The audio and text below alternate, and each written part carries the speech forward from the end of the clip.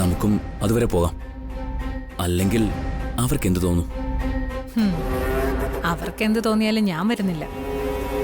ഈ ശോകൻ റിയാക്ഷൻ ഇട്ട് ഇപ്പൊ തന്നെ വയ്യാണ്ടായി. അതിൻ്റെ ഇടയിൽ നീ അവിടെ ചെന്നും കൂടെ റിയാക്ഷൻ ഇടാൻ ഞാനില്ല. അതുകൊണ്ട് നീ പോയിട്ട് വാ. ഞാൻ എന്തെങ്കിലും കാരണം പറഞ്ഞോളാം.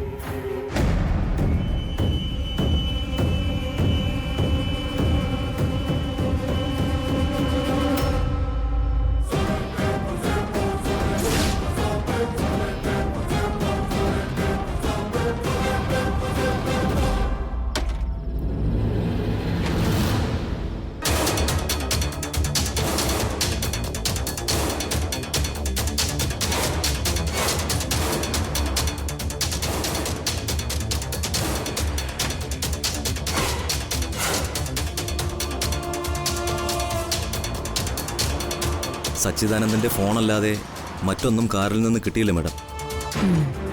ഇത് അയാൾ തന്നെ ഇവിടെ കൊണ്ടുവന്നിട്ടിട്ട് പോയതാണെന്ന് തോന്നുന്നില്ല മാഡം. കാരണം ചാർജുള്ള ഫോൺ മനഃപൂർവ്വം സ്വിച്ച് ഓഫ് ചെയ്ത് ഡാഷ്ബോർഡിനുള്ളിലാണ് വെച്ചിരുന്നത്. നമ്പർ ട്രേസ് ചെയ്യാതിരിക്കാൻ ഇങ്ങനെ ചെയ്തതാണെന്നാണ് തോന്നുന്നത്. ആ മിന്നൽ ബിജു എന്ന് പറയുന്നവന്റെ ടവർ ലൊക്കേഷൻ കിട്ടിയോ? എടുത്തായിരുന്നു. ഈ പരിസരത്തുള്ള ഒരു ടവർ ലൊക്കേഷനിലും അവൻ വന്നതായി തെളിവുകളൊന്നുമില്ല. അവൻ്റെ ഫോണിൻ്റെ ലാസ്റ്റ് ടവർ ലൊക്കേഷൻ കാണിക്കുന്നത് അവൻ്റെ വീടിൻ്റെ പരിസരത്താ. എന്നാ അവൻ വീട്ടിലുമില്ല.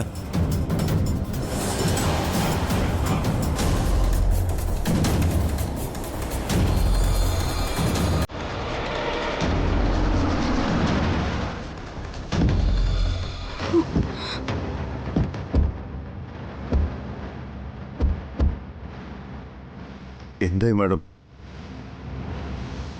എന്തെങ്കിലും വിവരം കിട്ടിയോ? ഫോൺ കാറിനകത്തുണ്ടായിരുന്നു. സ്വിച്ച് ഓഫ് ചെയ്ത് വെച്ചിരിക്കുന്ന രീതിയിലാണ് കിട്ടിയത്. കാർ ഇവിടെ ഇട്ടിട്ട് മറ്റാരുടെയെങ്കിലും ഒപ്പം പോയതാണോന്നും അറിയില്ല.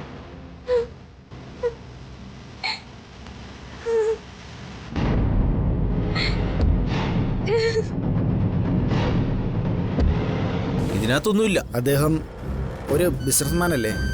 അയാളെ ആരെങ്കിലും തട്ടിക്കാണും.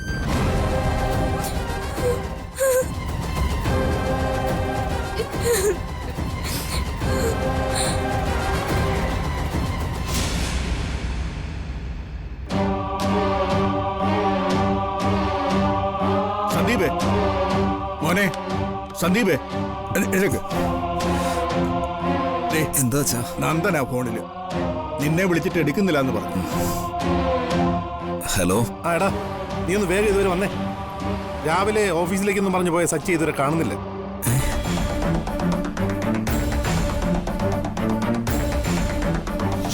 വിളിച്ചിട്ട് കിട്ടാത്തതുകൊണ്ട് പോലീസിൽ പരാതി കൊടുത്തിരിക്കുക. അവരന്വേഷിക്കുന്നുണ്ട്. പോലീസ് അവന്റെ കാറ് കണ്ടെത്തിയിട്ടുണ്ട്.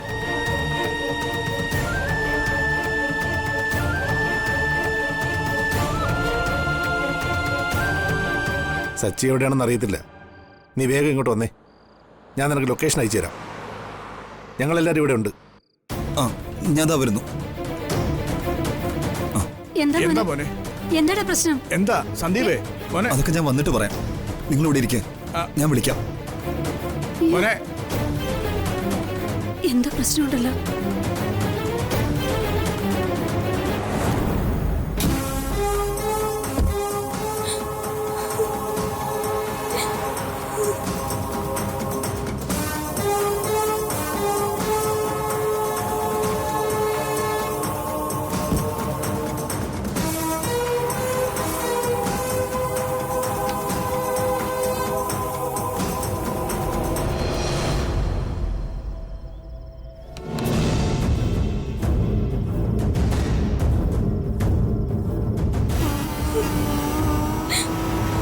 മാഡം, കാറിനകത്ത് ബലപ്രയോഗം നടന്നതായി സൂചന ഒന്നുമില്ല.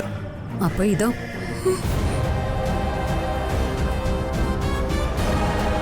ഇത് നമ്മളെ തെറ്റിദ്ധരിപ്പിക്കാനാണെങ്കിലോ?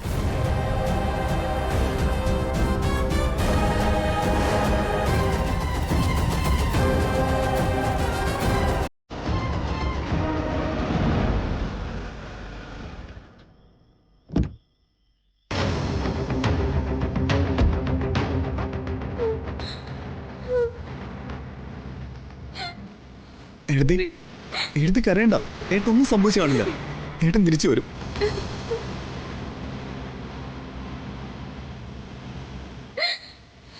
ഏട്ടാ എന്താ ഏട്ടാ, സച്ചിൻ എന്താ പറ്റിയത്? ഏട്ടോ അച്ഛനോ സച്ചിനെ വഴക്കൊല്ലും പറഞ്ഞോ? അങ്ങനെ വഴക്കൊന്നുമില്ലടാ. ഇന്ന് അവൻ ഓഫീസിലേക്ക് പോകാൻ ഇറങ്ങിയപ്പോൾ അച്ഛൻ പോകണ്ടെന്ന് പറഞ്ഞു. ഇഷ്ടപ്പെടാതെ അവൻ ദേഷ്യപ്പെട്ട് ഇറങ്ങിപ്പോയി. പിന്നെ ഈ വിവാഹത്തിനുണ്ടാവില്ല എന്ന രീതിയിലാണ് കുറച്ച് ദിവസമായിട്ടുള്ള സംസാരമൊക്കെ. ആ ദേഷ്യത്തിൽ അവൻ ഈ കാർ ഇവിടെ ഇട്ടിട്ട് എവിടേക്കെങ്കിലും പോയതാവും. അവൻ നാളെയും തിരിച്ചു വരും, എനിക്ക് ഉറപ്പാത്.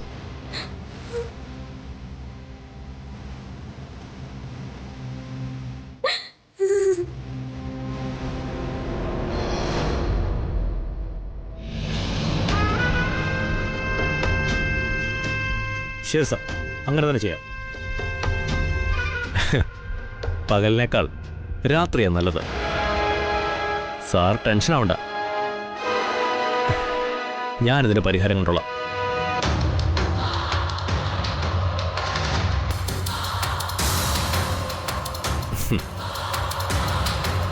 എല്ലാം നമ്മുടെ പ്ലാൻ പോലെ തന്നെ നടന്നിട്ടുണ്ട്. കാറ് കണ്ടെത്തിയത് ഇതുമായിട്ട് എന്താ ബന്ധം? അവർക്ക് ഇവിടേക്ക് വരാനുള്ള ഒരു തെളിവ് പോലും നമ്മൾ കൊടുത്തിട്ടില്ലല്ലോ. അതൊക്കെ ശരി തന്നെ.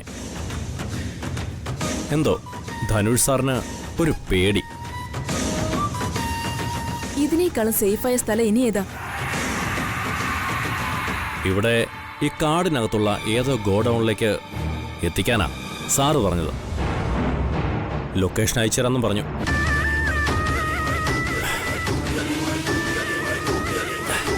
അവിടേക്ക് മാറ്റണം, ഇപ്പൊ തന്നെ. മാറ്റം ചെല്ല്, അവനെടുത്ത് വണ്ടി കയറ്റ. നമുക്ക് ഇപ്പൊ തന്നെ ഇവിടെ നിന്ന് ഇറങ്ങണം. ശരി.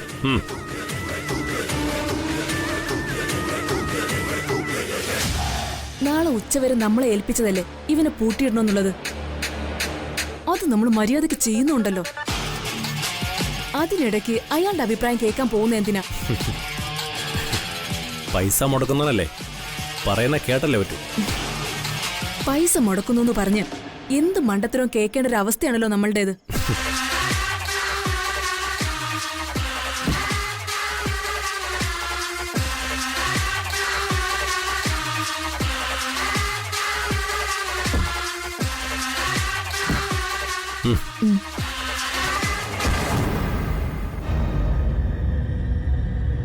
എന്നാലും ഇവൻ ഈ കാറും അവിടെ കൊണ്ടിട്ടിട്ട് എവിടെ പോയി? ഫോണും അതിനകത്തുണ്ടെന്ന് പറയുന്നു. എന്റെ ബലമായ സംശയം കാറും അവിടെ കൊണ്ടിട്ടിട്ട് ഫ്രണ്ട്സുമായിട്ട് എവിടെയോ പോയെന്നാ. അതുകൊണ്ടാവും അർച്ചനെ വിളിച്ചൊന്നും പറയാത്തത്. എന്റെ ഈശ്വര, എന്റെ കുഞ്ഞിന് ആപത്തൊന്നും വരുത്തല്ലേ. ആലോചിച്ചിട്ട് ഒരു സമാധാനവും ഇല്ല എനിക്ക്. ഏട്ടത്തി വിഷമിക്കാതിരിക്കും, സച്ചേട്ടന് ഒന്നും സംഭവിക്കില്ല. അതന്നെ എന്റെ മനസ്സിൽ.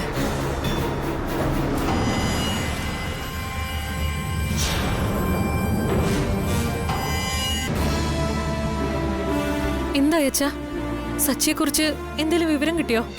ഇല്ല മോളെ, കാറ് കണ്ടെത്തിയ സ്ഥിതിക്ക് സച്ചിയെ കണ്ടെത്താൻ എളുപ്പമാവുന്ന പോലീസൊക്കെ പറയുന്നത്.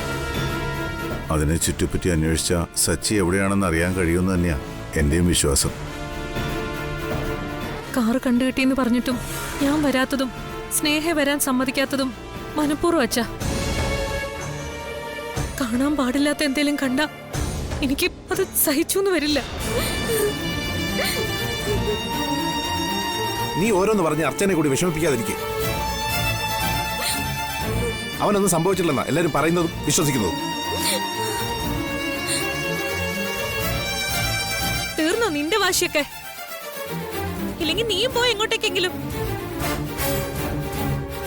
എവിടെങ്കിലും പോയിട്ട് വാശി കാണിക്ക.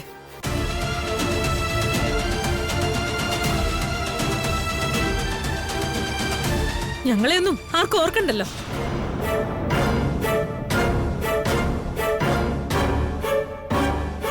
ഇന്നീ വിവാഹം നടക്കുന്നെന്നും പറഞ്ഞ് അവൻ കാരണമൊന്നും പറയാതിരുന്നപ്പോഴേ എനിക്കെന്തോ സംശയം ഉണ്ടായിരുന്നു.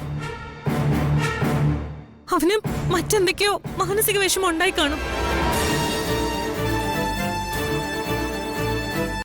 ആരോടും പറയാത്തതാവും പാവം.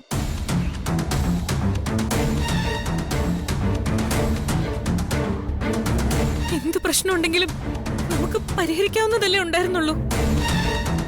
അതിന് ഇങ്ങനൊരു ഒളിച്ചോട്ടം വേണമായിരുന്നോ? അവന്റെ മനസ്സ് തകർന്ന് എവിടെയെങ്കിലും പോയി ഇരിക്കുന്നതായിരിക്കും.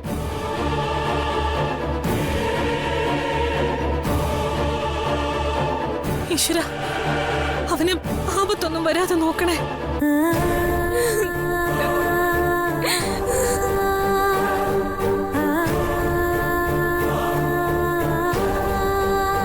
എന്തിനാ എടുത്തി ഓരോന്ന് പറഞ്ഞ് അർച്ചനെടുത്ത് ഇങ്ങനെ വിഷമിപ്പിക്കുന്നത്? ഞാൻ എന്റെ സങ്കടം പറയുന്നതിന് അവക്കെന്തിനാ വിഷമം? നീ വേണേ ആ TV ഒന്ന് വെച്ച് നോക്ക്. അതിൽ എന്തൊക്കെയാ പറയുന്നെന്ന് കേട്ടാ നെഞ്ചു പൊട്ടും. അതൊക്കെ അവർ ഊഹിച്ച് ഓരോന്ന് പറയുന്നതാ. അതെ, ഞാനൊരു പോലീസുകാരനോട് വിശദമായിട്ട് അന്വേഷിച്ചു.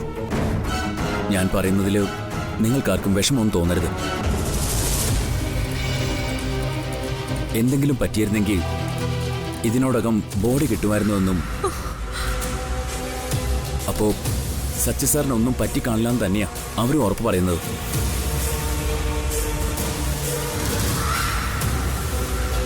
സച്ചി സാറ് നാളെ ഇങ്ങ് വരുമെന്ന് തന്നെയാ എന്റെ മനസ്സ് പറയുന്നത്.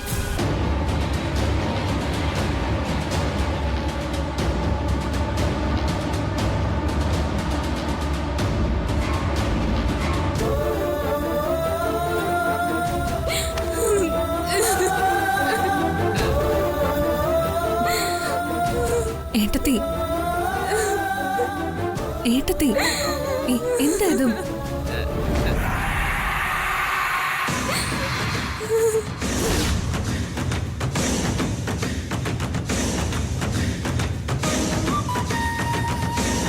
ഏട്ടത്തി, കരയാതെ.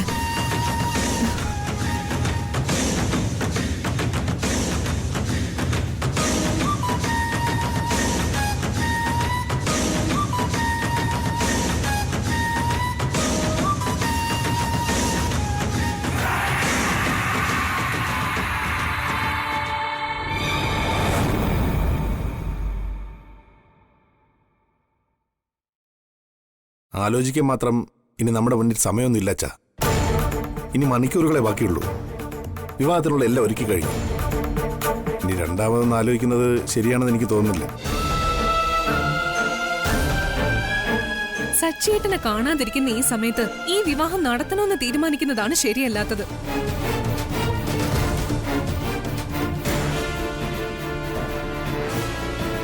മിനിമം എന്തെങ്കിലും ഒരു സൂചന കിട്ടിയിട്ട് പോരെ ഈ വിവാഹത്തെ കുറിച്ചൊക്കെ ചിന്തിക്കുന്നത്?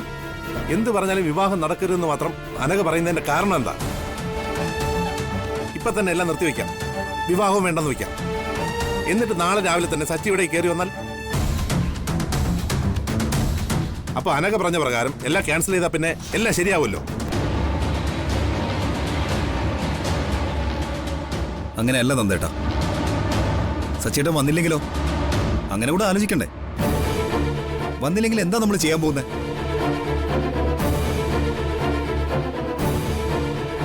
ഇവര് പറയുന്നതിലും കാര്യമുണ്ട് നന്ദേട്ടാ. നമ്മൾ ചിന്തിക്കുന്നത് ഒരു വശം മാത്രം. സച്ചി തിരിച്ചു വരുന്ന പ്രതീക്ഷയിൽ മുന്നോട്ട് പോയിട്ട് പിന്നീട് വന്നില്ലെങ്കിൽ ഈ പറയുന്ന നാട്ടുകാർ തന്നെ നമ്മളെ കുറ്റം പറയും. നാട്ടുകാരുടെ കാര്യമല്ല പ്രശ്നം. ധനുഷിന്റെയും സ്നേഹയുടെയും ജാതകവശാൽ ഈ വിവാഹം നാളെ നടന്നിരിക്കണം. അല്ലെങ്കിൽ ഇപ്പോഴൊന്നും നടത്താൻ പറ്റില്ലെന്ന് ജോത്സ്യം പറഞ്ഞല്ലേ? നീ കൂടി അറിഞ്ഞ കാര്യമല്ലേ? എനിക്ക് ഈ വിവാഹത്തിന് താല്പര്യമില്ലെന്നും ഞാനിതിൽ പങ്കെടുക്കില്ലെന്നും നേരത്തെ തീരുമാനിച്ച് എല്ലാവരെയും അറിയിച്ച കാര്യമാണ്. അതുകൊണ്ട് ഞാൻ വിവാഹത്തെക്കുറിച്ച് അഭിപ്രായമൊന്നും പറയുന്നില്ല. ഞാൻ ഇപ്പോൾ ഇവിടെ നിൽക്കുന്നത് വിവാഹത്തെക്കുറിച്ച് അഭിപ്രായം പറയാനുമല്ല. എനിക്ക് എന്റെ സച്ചിയെണ്ണ കണ്ടെത്തണം എന്നുള്ളതുകൊണ്ടാണ്.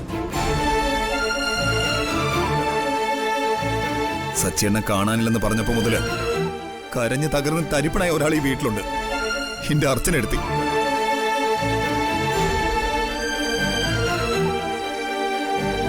അർച്ചനേട്ടത്തിന്റെ അഭിപ്രായം അറിഞ്ഞിട്ട് നിങ്ങൾ തന്നെ തീരുമാനിച്ചാൽ മതി വിവാഹത്തിന്റെ കാര്യമൊക്കെ. അനഘേ, നീ എടുത്തിരുന്ന് വരാൻ പറ.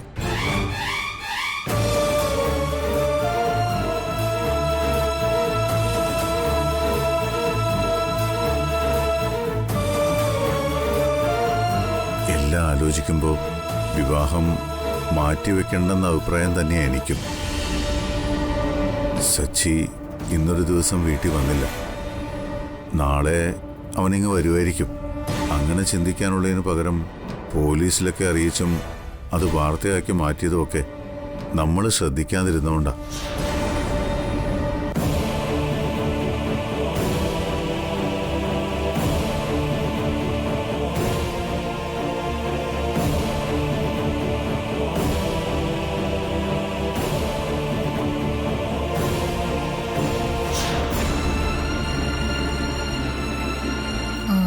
അർച്ചനെ,